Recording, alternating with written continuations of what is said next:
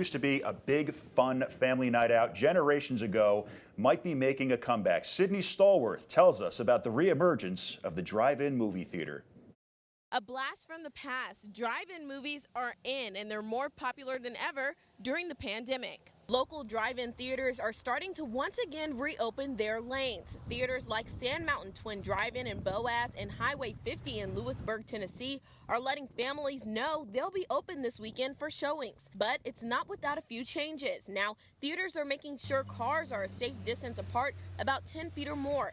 Theaters like Sand Mountain are requesting moviegoers to stay in their cars or in the beds of their trucks during the film so everyone can stay safe. Some other changes you might see: restrooms may remain open, but you'll have to keep a safe distance there too. Employees will likely be wearing masks or gloves, and you could see markings along paths, restrooms, and common areas to remind you to stay separate.